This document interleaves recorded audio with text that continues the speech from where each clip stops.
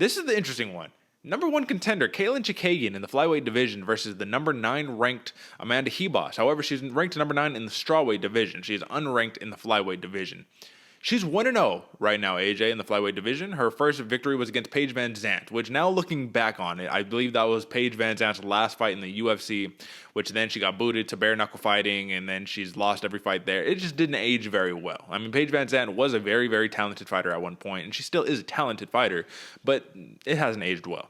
Now, Amanda Ribas, brother, had a ton of steam on her, brother. She was 11-1, I think, you know what I mean, as of recently. She is 11-2 now because she had lost to Marina Rodriguez. But aside from that, basically been able to starch everybody or win against everybody. She defeated Mackenzie Dern, Randa Marcos, no longer in the UFC, Vina Jandiroba, like we said earlier, Paige Van Zandt. But that Marina Rodriguez loss kind of spoke volumes, especially because Marina Rodriguez is long for the division, has bombs in her hands. Now, how does that get emulated by Katlyn Chookagian? Well, she's very, very long. Does she have the same bombs in her hands? No, she doesn't. And we know that. But that's okay because this is the thing that's given me the most trouble about why this matchup was made in the first place. Katlyn Chookagian is 5'9". Amanda Ribas is 5'3". Katlyn Chookagian has a 68-inch reach. Amanda Ribas has a 66-inch reach. So stature-wise, I mean, Katlyn Chookagian is going to, dominantly be the longer, dictating the pace type fighter, dictating the range type fighter, I guess I should say. Can Amanda Ribas come in there recklessly without eating a two-piece from Katlyn Chookagian all day long? Like, I just don't see how she closes the distance here unless she just does something crazy reckless. Yeah, no, I'm with you, and I'm glad you pointed out the Marina Rodriguez fight because that's exactly how I see it going, man. The range that Chookagian has is going to be such a barrier to entry for Amanda Ribas. It's going to be very difficult, and like you said, unfortunately, you're going to have to get wild. You're going to have to get crazy on an entrance, something like that. Probably eat one. You know, the worst is when you see that punch coming, you try to say, I got to eat this to get inside. Like, I got to eat it, whatever. And that's what Amanda Ribas is going to have to do, man. She's going to have to eat a couple to actually get on the inside. But once she does, then she can really start working because I think she might have a better ground game than Katlyn Chookagian, But it's just getting past that reach is going to be a whole different issue right there. And I really can see this entire fight going off where Chookagian's just staying on the back foot, staying at range, piecing her up, getting the point fight going, winning that entire thing. It's just the likely outcome to me. What do you see the most likely outcome here too, Derek? Chookagian on points. That's the most likely all day long. Like, all day long, you know what I mean? And this is what the blonde fighter is known for. And I think this is partially why the UFC was a little hesitant on re-signing her because she's like, yeah, you're like literally the second best in the division, but you're like not very exciting to watch. So like you're not a draw and it's really not going to work out in that aspect. However, I love the blonde fighter, man. I think that she's such a talented fighter. I think that if Valentina Shevchenko was not the champion, she would easily be the champion right now. And you'd be, you know what I mean? It would just be a point fight to the death, you know what I mean? Against the blonde fighter. How are you going to beat her? Now, this is my question. Amanda Ribas, she is known to be a dangerous grappler. And Katlyn Chookagian recently in her pre-fight presser, she was like, Amanda Ribas like a B-level grappler. She's not nearly the best grappler that I've fought recently. And I was like, that's kind of bold words right there. But then if you look at Katlyn Chookagian's hit list, I mean, she's not wrong, you know? I mean, Jennifer Maia, she just pieced her up right there in her last fight. That was the rematch. So she has 2 wins over Jennifer Maia, a win over Viviane Araujo, a win over Cynthia Calvillo. Yeah, she got finished with those body shots by Andrade. She beat Antonina Shevchenko. I mean, brother, so let's take a look. Let's take a little more of a detailed look in Katlyn Chookagian's hit list right here because for Amanda Ribas, it's a little less deep. Now, we keep going past those fights.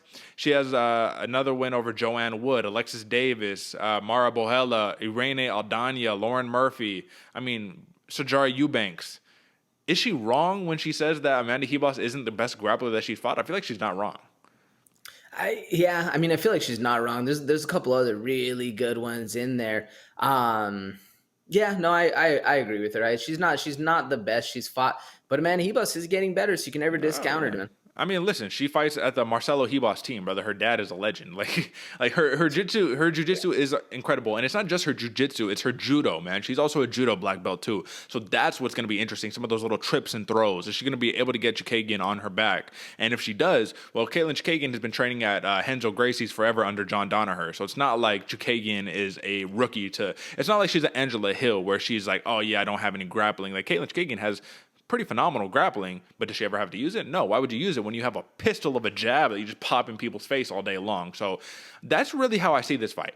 Grappler versus striker. Chookagian is clearly the striker, but if it hits the ground, what are the odds? Do you think Amanda Ribas, if it hits the ground, she's just on her like white on rice? You know what I mean? Because when Ribas had Marina Rodriguez on her back basically the whole entire first round, she wasn't really submission hunting like that. You know what I mean? She was more controlling. So what do you think? Yeah, no, I think it all depends to me on which round it goes down. You know, if Ribas can keep Chookagian on the ground in the first round, I think she's going to do the same she did in Marina Rodriguez. Not get tired, be patient, kind of play that position over submission game. It happens in the second and the third, then I see Ribas hunting the submission because if she can't win the point battle on the feet, she's going to have to get it at the ground. And usually, you know, she needs some damage to at least win that one, especially the way the judges have been going. Absolutely, brother. And I guess this is the last question before we move into some of the wagers. Katlyn Chookagian, you know that she was a former bantamweight who moved down to flyweight, right? So it's like, for me, I'm like, the size discrepancy, I feel like is going to be pretty massive in this one. Not just height and frame, but like size. Like someone is just like a bigger person. Is this too tall of a task for Amanda Ribas, who is taking, this is like kind of like a win-win for her, you know what I mean? Even if you lose, it's not the worst thing in the world because you fought the number one contender in the division up. And if you win, you're the number one contender, and you might not be fighting for a title immediately, but you're basically locked in there for, like, if you get another win, you're probably going to be fighting Valentina Shevchenko. So is this too much of a step, or do you think this is just the perfect risk reward opportunity? Man, I think the only way this is too big of a step for Amanda Ribas, I like this fight for Amanda a lot. Like I said, I'm a big Amanda Ribas fan. I like this fight if she can get this one going. But the only way this is going to be too big of a step for her is if she wins and then they give her they give her to the bullet right away, man. I think that's the only way this path can backfire. I like this both for Amanda Ribas, man. If she can get this going, be the number one contender, and there's a lot of steam going her way, man. And 11-2 is a very good record for the women's division. Unfortunately, like I said, massive mountain in front of her, but it could pay off very, very well. The only bad part, like I said, man, you win this one and they do give you the instant shot to the title. You're facing one of the best in the game to ever do it in the bullet, man. So that's kind of a double-edged sword you got to look forward to. Like, yeah, I'm going to be fighting for the championship. Yeah, I'm going to be fighting the bullet. Damn. Yeah, damn. I think that's really what we can say right there. All right, let's talk some props. Katlyn Chookagian, she's a minus 155 favorite in terms of the money line, plus 130 underdog is Amanda Ribas, which I'm a little surprised. I feel like Chookagian should be a larger favorite than that personally. But our favorite prop, we're going to jump straight to it. Katlyn Chookagian on points. Minus 125. So I guess I lied to you, AJ. This is the other minus money right here. But Katlyn Chookagian on points should be minus 500 because that's what she does. She has 14 decision victories. Like, that is literally what Katlyn Chookagian does. So minus 125 on points. For Amanda Ribas by submission, we're looking at plus 650. So the odds makers aren't really sold that she's going to just come in there and submit Katlyn Chookagian. The other best prop for Amanda Ribas right now is going to be points at plus 300. So if you're a Ribas fan, if you're betting in favor of Ribas, what do you like better, the submission prop or the points prop? Man, the submission prop. Yeah. I don't understand. I thought those would be backwards, man. Because points are for Amanda Ribas to win a point battle. That's a very large task to take on, man. I can easily see a submission happening faster and kind of more out of nowhere. You know, that's a little bit more apt for me to happen than that point battle, because that's a massive battle to have, man. What about you? I mean, for a Ribas to win on points, Katlyn Chookagian just had a rough day at the office. You got held down, you got put in crucifix positions, you got outpointed on the feet. Everything went wrong for you. For Ribas to get that submission, though, I can't see it happening. I'm not saying that it can't happen. I just don't think it's very likely, but I can still see it happening. So yeah, I'd probably roll with the submission for Ribas if I was rolling with her, but we're not. We're rolling with Katlyn Chookagian, and I'm actually rolling with that minus 125 points.